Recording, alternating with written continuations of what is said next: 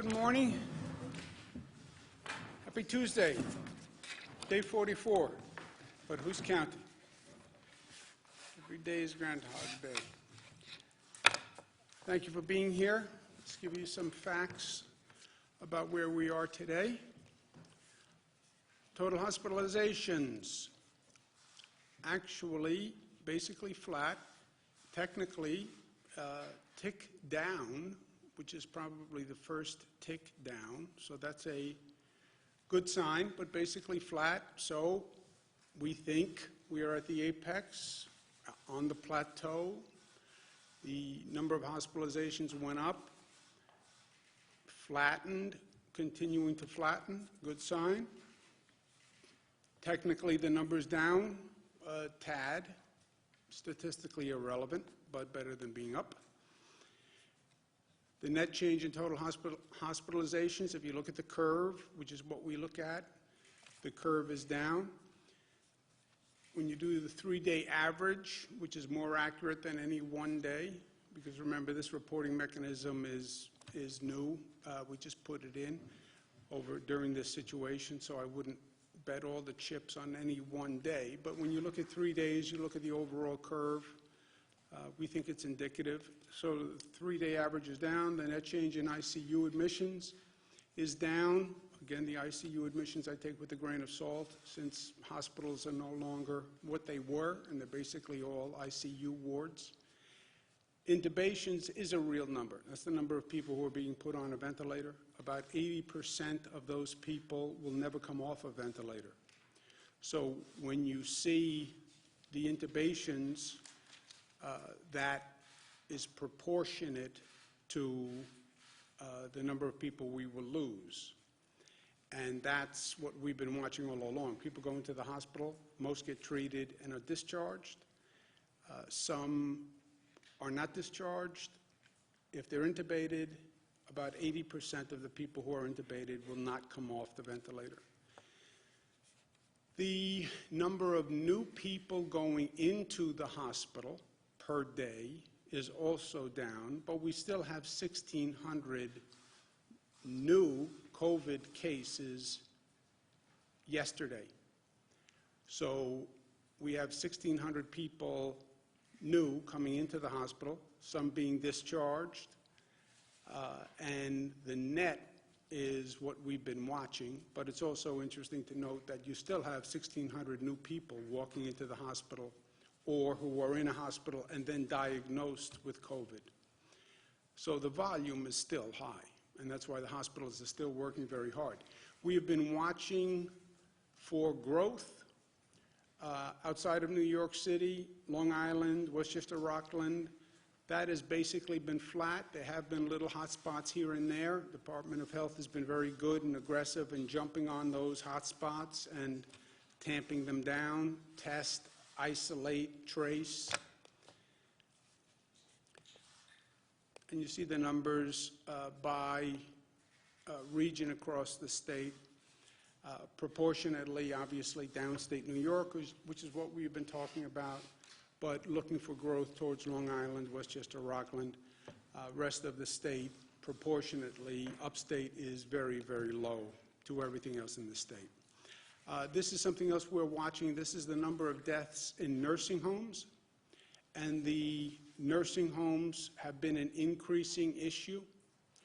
The nursing home issue was flagged by the first cases we had in the state of Washington, because that is the vulnerable population in the vulnerable place. And we've been worrying about nursing homes from day one, as we saw in the state of Washington. But you see the percentage of loss of life is getting higher in the nursing homes compared to the hospitals.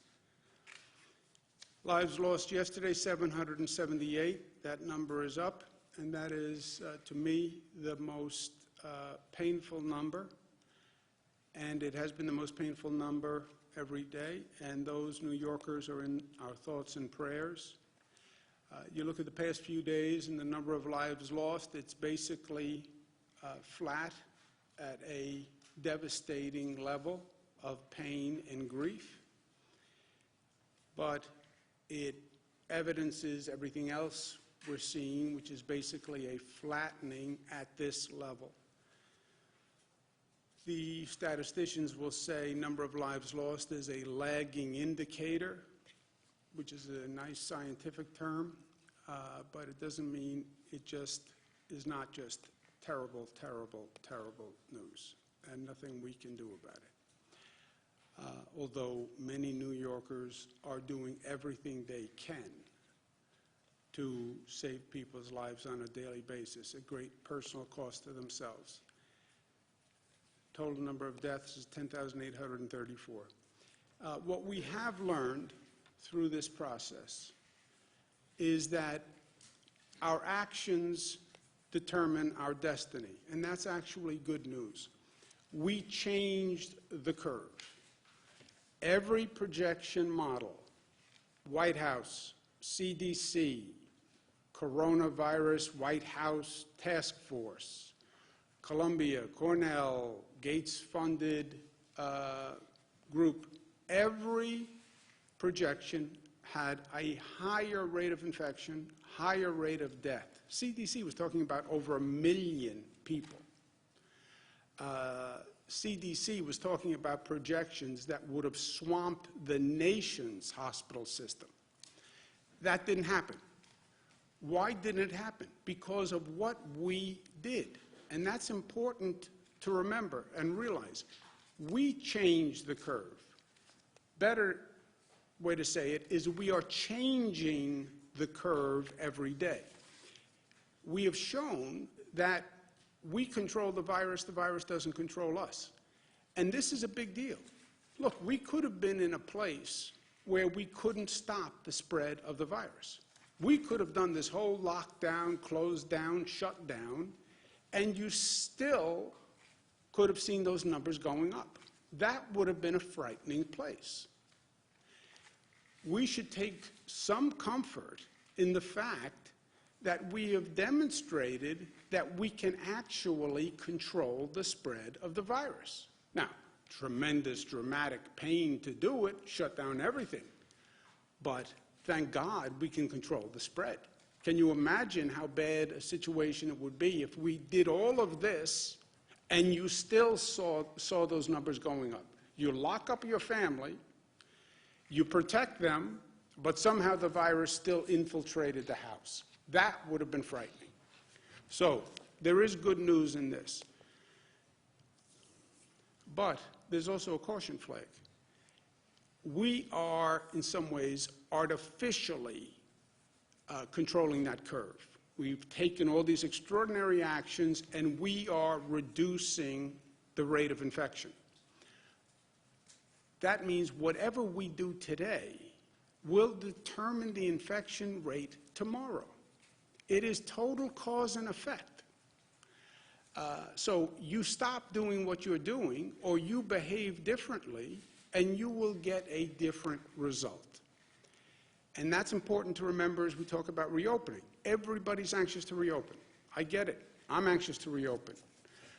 Cara and Michaela went out of the house. I trust you. They trust me. They love me. They love spending time with me, but they're sort of done with the entire experience.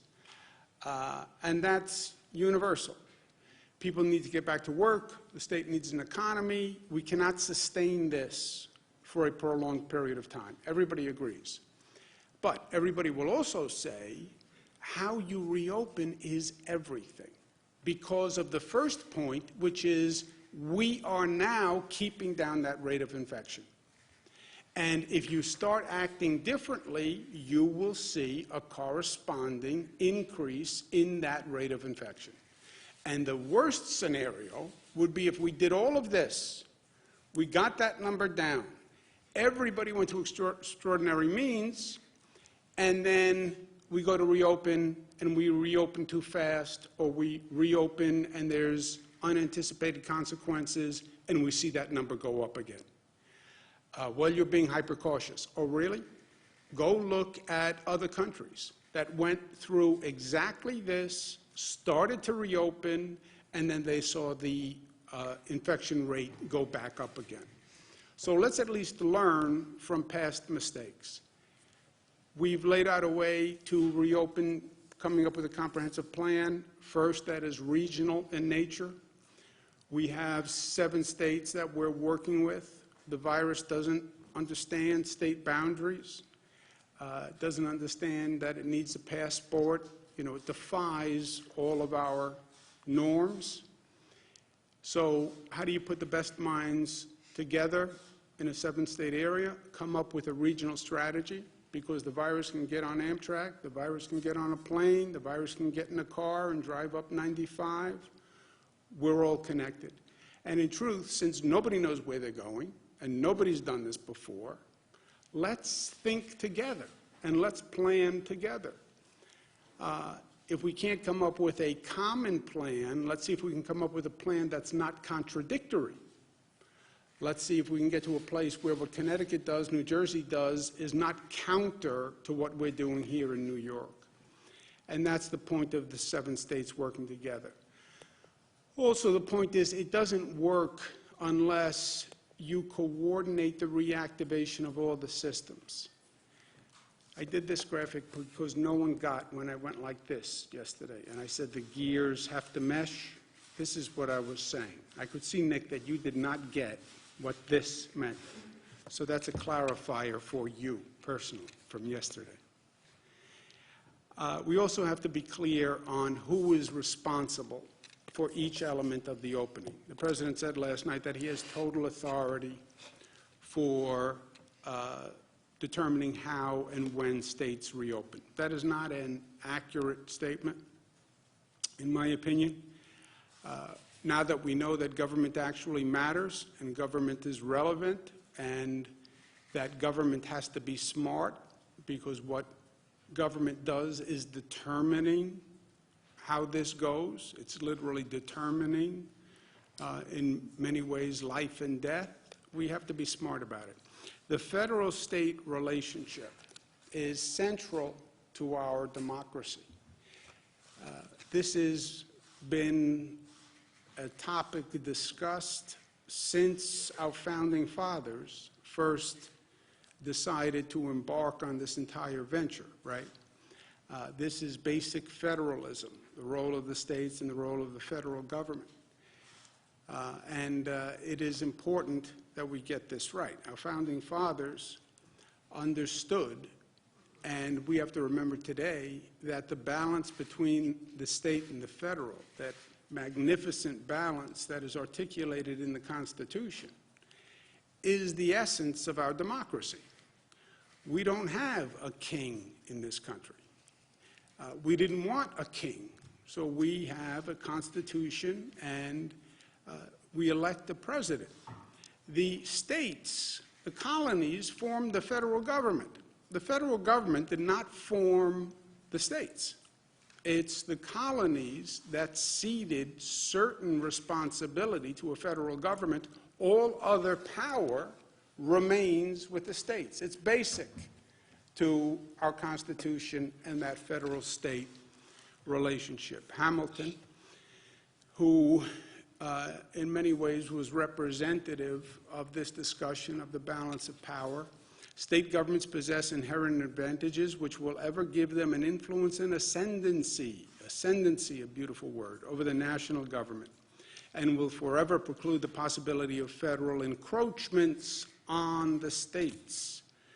That their liberties indeed can be subverted by the federal head is repugnant to every rule of political calculation. Strong language, but that was the premise. So there are laws and there are facts, even in this wild political environment. What do? We do what we do, because we are New York tough, but tough is more complex than many people think it is. Within that word tough is smart and united and disciplined and loving. They are not, they're not inconsistent to be tough and to be loving. Let me make a personal point, not necessarily a factual point. The President did his briefing last night, and the President was clearly unhappy. The President did a number of tweets this morning where he's clearly unhappy, did a tweet about mutiny on the Bounty and governors are mutineers. I didn't follow the exact meaning of the tweet, but the basic essence of the tweet was that he was not happy with governors and that this was a mutiny. The president is clearly spoiling for a fight on this issue. The worst thing we can do in all of this is start with political division and start with partisanship. The best thing we have done throughout this past 44 days is we've worked together and we haven't raised political flags. Even in this hyper-partisan environment, even though it's an election year, even though the politics is so intense, we said not here, not in this. This is too important for anyone to play politics. It was a no politics zone, right? This is just about doing the right thing, working together. And that's important, and we have to stay there. We're all in a little bit of a reflective mood. I'm in a reflective mood. And everything we do here is so important, and every day is so important. And I was thinking after the president made his comments and looking at some of the remarks and looking at the tweets, reminded me of a poster I saw when I was in grade school. St. Gerard Magella, Queens, New York, Catholic school. Red blazer, gray pants, white shirt, little clip-on tie, the tie with the hook. Remember the hook tie that you had to put the hook on, and then it looked like you had a real tie, which I never understood because the hook was harder to do. You had to hook and then you had to adjust the band, which was harder than just teaching a kid how to just tie the tie. It would have been easier. But I was in grade school and there was that poster that came from a Sandburg poem, I think. Suppose they gave a war and nobody came. And I was looking at the poster, and I didn't really get it because even then I was very literal. Suppose they gave a war and nobody came. So I'm looking at the poster, and a priest came up behind me and said, "What's wrong, Andrew?" I said, "I don't understand that. Suppose they gave a war and nobody came. How could that happen? Then you wouldn't have a war." He said, "Well, that's the point. The point is what would happen if people just refused to engage? They just refused to fight." And I still didn't get it and he said, sometimes it's better to walk away from a fight than engage it. Sometimes it takes more strength, frankly, to walk away from a fight than engage it. The president will have no fight with me. I will not engage in it. I've sat here every day for 44 years asking New Yorkers to remember that this is not about me, it's about we. I understand you're personally inconvenienced. I understand you're frustrated and stressed and anxious and you're feeling pain. Think about we. Think about get past yourself and think about society and think about your family and think about interconnection and act responsibly for everyone else. This is no time for politics, and it is no time to fight. I put my hand out in total partnership and cooperation with the president. If he wants a fight, he's not going to get it from me. Period. This is going to take us working together. We have a real challenge ahead.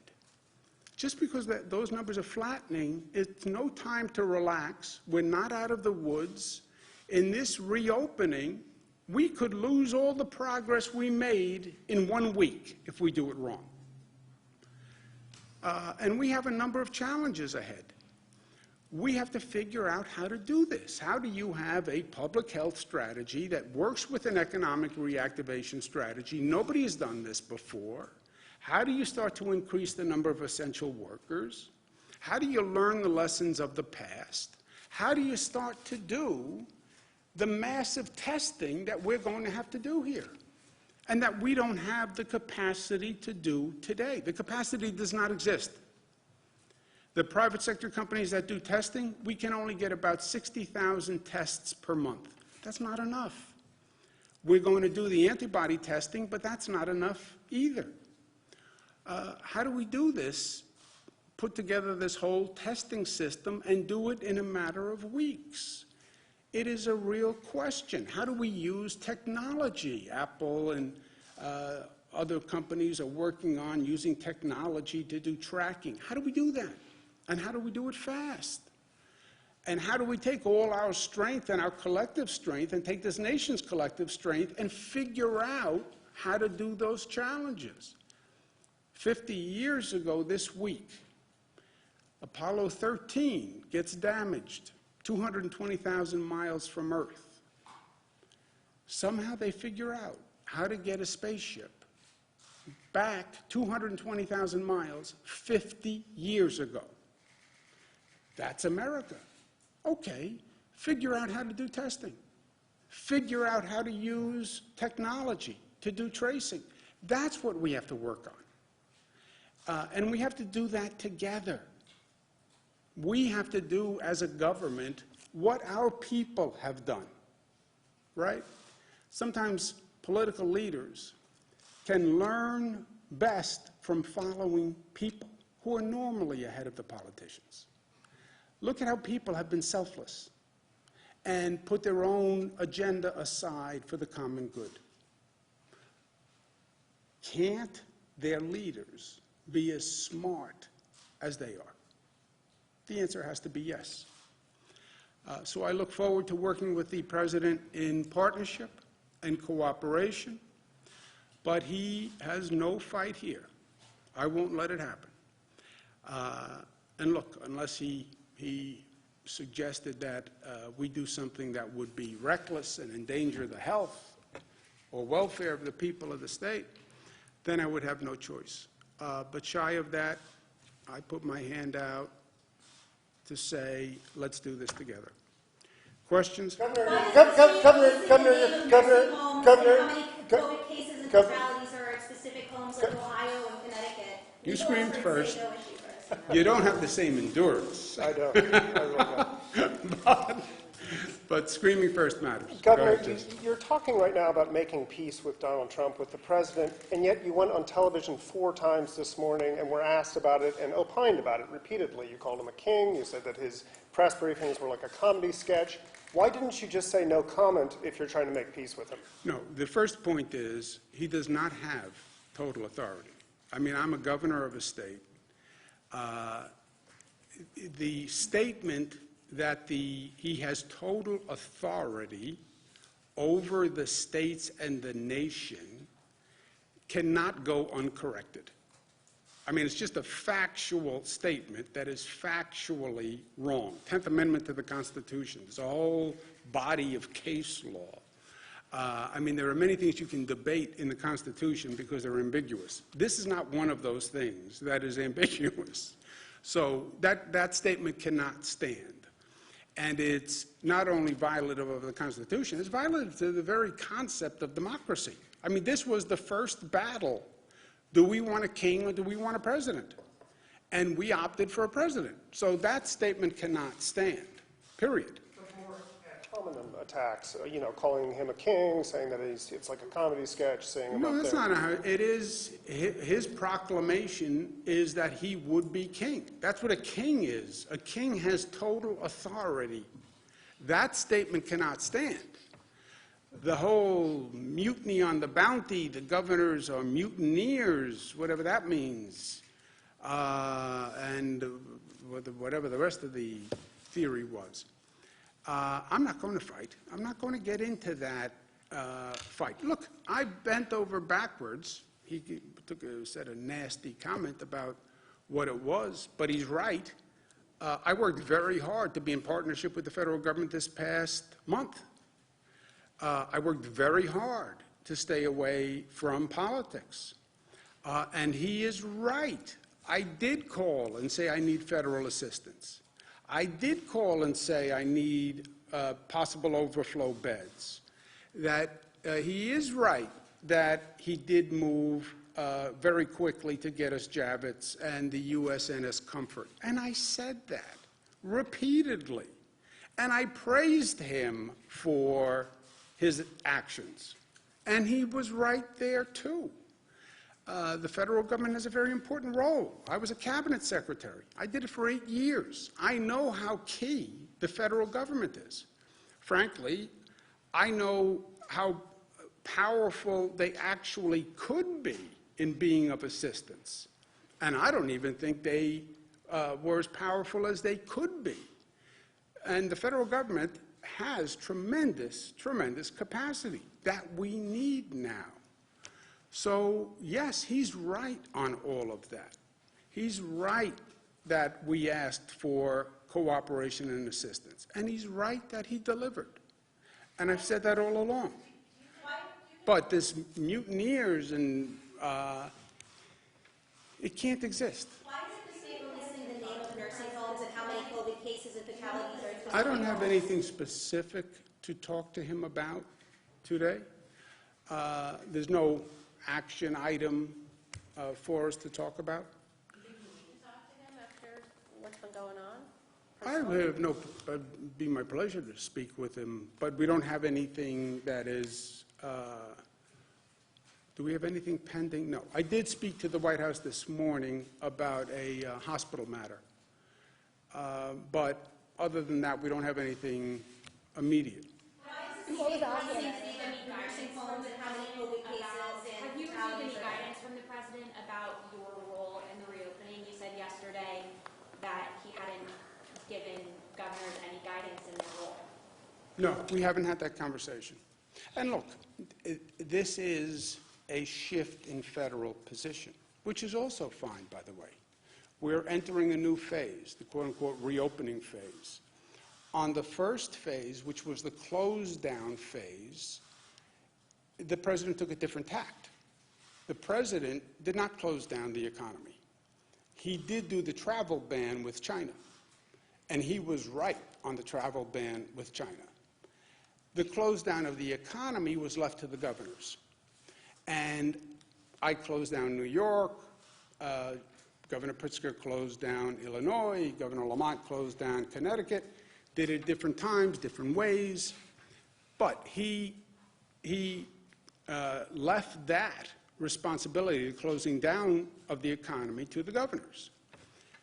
You get to the reopening of the economy, well, the governors closed it down, wouldn't the governors reopen it? The president says, no, I have a different model that I'm envisioning. That's okay too, but it's a shift, but it's okay. But then what is that model? And let's talk about who does what, which is the intelligent conversation we have to have. How do we do this testing? How does that come up to scale? I can't do it. How do we do this technology? And I understand he's right, it raises constitutional questions. And do you really want that cell phone in your pocket to be a tracking device, right? Okay, so let's talk through how we do that. How do we disinfect a public transit system? That has to be understood. How do we have masks for every New Yorker? How do we do that? How do we get 10, 20 million masks so we have that added protection? How do we get gloves?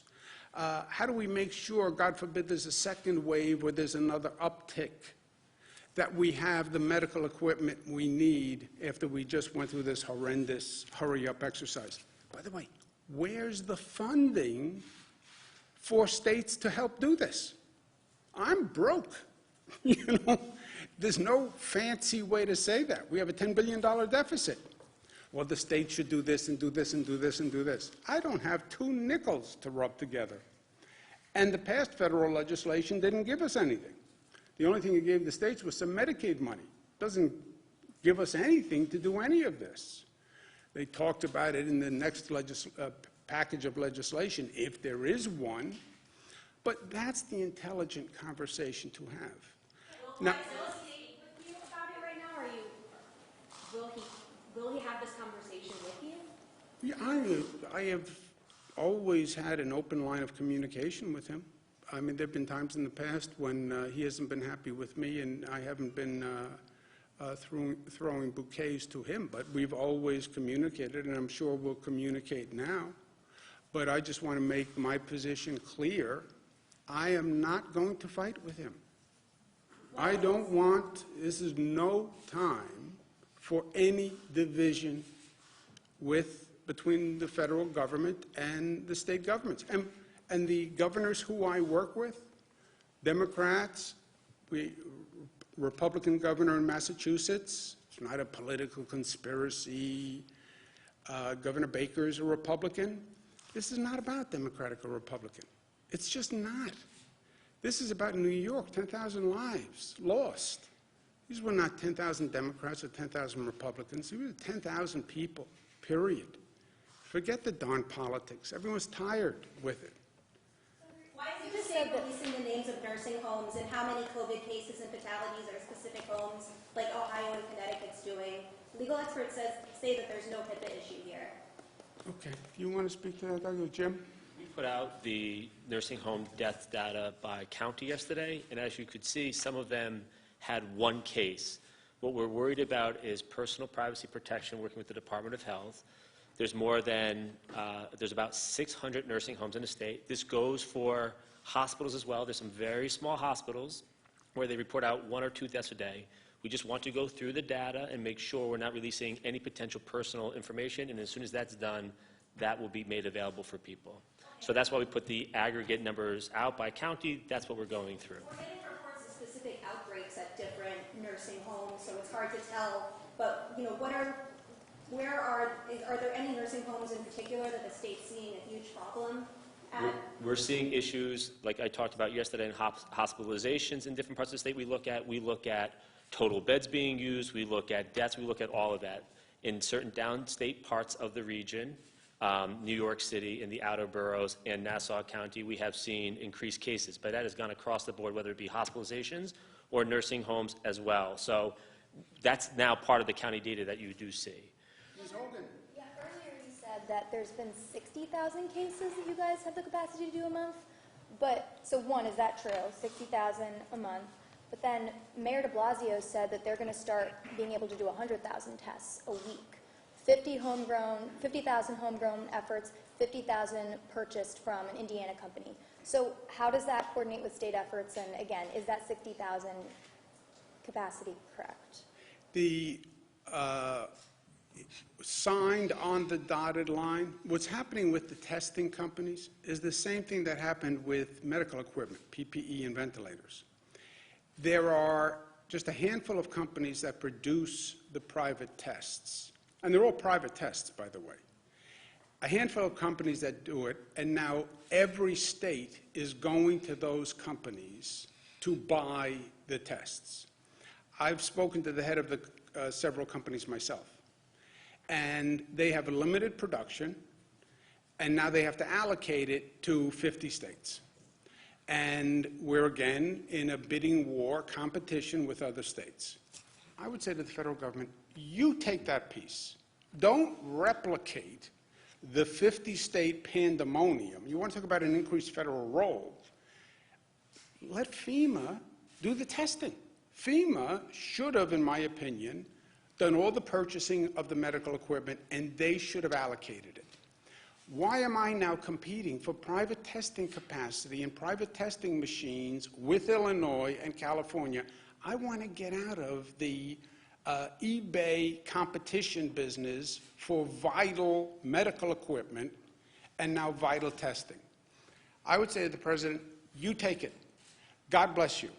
Because you have different bids and different promises from companies to different governments all across the country. Like I bought 17,000 ventilators, and then I didn't get, we only got about 3,000, 2,500. The same thing's going to happen with the testing. The city can get 50,000 made a Well, week, that's but the what, state can't. well, they're told that from a company. Do I believe we're going to see those numbers actually produced? No, because I think the same thing is going to happen that we just went through for the past month, where those companies are going to get oversubscribed, They're then going to bid up the price, and it's going to go to the highest bidder. We learned this lesson. I saw this movie. I just lived it for the past month. It cost taxpayers tremendous amounts of money. Private companies got very rich. You want to talk about going to a new phase with a different model? Let's inform it from the past model. Tell FEMA, you buy all the tests for the country, allocate them by need. This is where the cases are. New York, your X percent of the cases. Illinois, your Y percent of the cases. Massachusetts, your Z percent of the cases. The federal government is going to buy them, and then the federal government is going to allocate them. Not this, let's give each government or level of government functions that they perform best. And one of the really painful lessons was all this crazy competing by states and cities for medical equipment. We're going to do that again? That makes no sense. Governor, the accuracy of the serological tests, and what's the plan if those can't get scaled up in the way that you think is needed to reopen? What is the accuracy, would you say? It varies. There are many different tests there. We're looking at the tests that have, over 95% accuracy. We're working to scale this up both by our public lab, which is our state lab, the private sector labs that are out there. We're looking at those, as well as the hospitals, which have labs as well. And how do you address the false positive issue? Because if someone goes back to work, but they don't actually have the antibodies like the test says, and then that creates its own problem. Well, we are looking at that. For example, our state lab, the test that we've developed is basically 6 standard deviations out, which basically means that you're really way up there over the 99% accuracy, if not higher. But you are right. Can I just follow up? You are right. There are different private sector tests with different accuracy rates. And that's one of the other complications. Go buy tests. Whose test, which test, what level of accuracy, and that, I think, it's something we have to figure out one way or the other, but I would say that's something the federal government should take.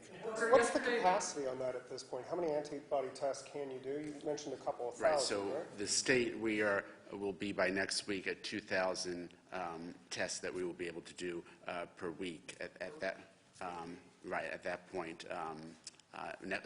2,000 tests per day next week, yes. That still seems like a long way to go in a state of 19 million people, though, Right, but that's that part, but we are also working with some of the private sector companies to be able to get in the tens of thousands of tests, as well as the hospitals. Several hospitals have developed tests. There are different ways to do these tests. You could do it as a blood test. We are looking at a finger stick test as well, where you just do a little blood spot, and there's technology for that as well. Yeah, but just to follow up on that for a second. Look, you could have a whole symposium on testing. There are 2 types of tests, the antibody test and the diagnostic test. The antibody test, state health department has a test, and you're right, it's their limited capacity. Let's say they can do, you said 2,000 a day, so let's say 14,000 a week. What is 14,000 a week going to do for you? And by the way, what can the antibody population really be in the scope of things, right? Antibody population, people who had the illness and have recovered.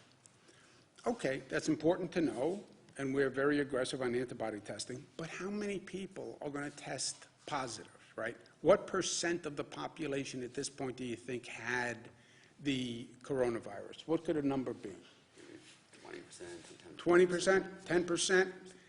Okay, you want to find that 10%, 20%, but then that's not enough to restart and get back to normalcy. That diagnostic test is going to be key. And now, think of the volume on that diagnostic test. We're 19 million people. How many diagnostic tests do you want to buy for 19 million people? And then multiply that by the nation. Look at the need. And I'm telling you, you literally have a handful of private sector companies that do this now. Well, how do you scale that up? I don't know. How did you get a rocket ship 220,000 miles back from the moon 50 years ago? But if you could figure that out, you can figure this out. And if the federal government wants to know a valuable role This is going to be a key element to all of this. You basically talk about testing everybody for coronavirus in the entire state as a prerequisite to getting the No, economy. no, no, no, no. No, you would never get there. If you said that was the prerequisite, you'd be closed ad infinitum. But you want testing capacity as a tool where businesses can use it as a tool. You want temperature taking, right? You open up a business, they're going to say, I want to take everybody's temperature as they walk in the door. All right, how do you take the temperature of 500 people walking into a business, you know? Just think of all the things you have to do, and then divide it between the federal government and the state government. We have to clean all the buses and all the trains. We want to clean all the park benches. We want to have a disinfectant solution where we have a cleaning protocol that we've never had before. We want the technology to do the tracing once we find the person who is positive, and we can retrace them through the technology. How do we balance that with individual liberties? There's a lot to do here. And the states cannot do this on their own. I'm not shy about capacity. I'm very proud of what we do in the state government. When I tell you I can't do something, it's the first time you've heard me say that since I've been governor. But I'm telling you, we can't do this. Joseph? Earlier, when this entire thing started 40-some-odd days ago, you had said that COVID in a nursing home is like fire through dry grass. It was one of the first areas where there was a complete lockdown. People couldn't come in and out. So why is it that we're seeing hundreds of people dying in nursing homes from COVID? Like, was there lax inspection? Because you cannot stop it, Joseph. You cannot stop it. Look, we have no visitors going to a nursing home. You want to talk about a harsh policy. No visitors, it must be close to a month. You're in a nursing home, you can't get visitors. The staff has to be checked when they come in every day. But by the way, taking somebody's temperature, that's not a foolproof mechanism. And any one of those staff members could be walking in with a spark in their pocket, to torture the metaphor. And that population is so vulnerable, it just takes one staff member who didn't have a temperature, but did have the virus to walk in, and now you're going to have a serious problem. You want to comment on that? The point that the government just raised is that the crux of all this, that they're individuals with multi-organ system, many other problems, heart problems, diabetes, asthma, respiratory problems. Their immune system is just not as good or as robust, and so they get sick with whether it's this or the flu, and they end up in the hospital. Many of the patients that you had mentioned that's sick and die, a lot of those, they were transferred to the hospital, but at 95 years of age with multiple medical problems, it's a tough battle for them. Look, Giuseppe, what you've learned is you've learned your strength and your weakness, right? You've learned that you can control the virus, and that's a powerful lesson, because we weren't always sure that we could, right? But you've also learned your weakness. You cannot hermetically seal society. You can't hermetically seal a nursing home. You can't put it in a bubble and say, I can protect these vulnerable people. You can't. You can't. Isolation, no visitors, every staff member has to be checked. An ember, one ember, finds its way in, and then it is fire through dry grass. Governor, in the city of Rochester yesterday. Go ahead, Nate. Governor, in the city of Rochester. I want to try to get everybody who wants to ask a question to do it. I also need visual aids. But in the city of Rochester yesterday, there was a 100-person vigil after a shooting there, and it was apparently okayed by the mayor. Is it appropriate to hold large gatherings like that one? Videos online show that people were not likely social distancing during this. Well, look, I don't know the specifics, and I don't want to comment on the specifics, but we spent a lot of time not only saying there should be no large gatherings, we even said no large gatherings during religious holidays, which a lot of people were unhappy about. But look, that was the first, at least learn the lesson, right? Learn the lesson of New Rochelle. New Rochelle, Westchester. oh, that's New York City. No, it's not. It's not a dense urban environment. It's in a suburban community. And that was one person in religious gatherings. That could happen anywhere in the country at any given time. So we learned that lesson, and we've been advocating that. I mean, I couldn't be more clear on it. Who didn't ask it? We'll do this, and we'll do, go ahead. Are your advisors already discussing legal options should the conversations with the White House break down to that point? And what could it mean for the reopening process and the coalition with the other states if that challenge had to survive several layers of appeal and potentially drag on for months? Yeah. It takes two to tango. It takes two to get into a fight. It takes two people to get into a litigation. I am not interested in fighting with the president. And I can't be more clear in that. I'm not going to allow anything bad to happen to the people I represent, right? I see my job very clearly. I get hired by the people of the state of New York to fight for them and to protect them. I'm trained as a lawyer/advocate. Grew up at the kitchen table with Mario Cuomo, a natural-born lawyer/advocate. I will fight with all my might to protect New Yorkers, but I don't think it comes to that. I do not want to fight with the president. He is wrong on the law. I don't think this is a legal issue. This is no time. You don't even have the luxury for the argument. And there's too much to do for everyone. There's just too much to do. I can't do it. He can't do it. I'm not even sure how quickly we can do it together. So what's the fight about? Go ahead. That was actually exactly my question. But have you talked to the AG about Come up with a new question, fast. Have you talked to the AG about that at all? No. Got a better question than that. Go ahead. Would there be an argument of like state sovereignty? I guess. That would be the argument. Constitution. I'd call Alexander Hamilton. Thank you, guys.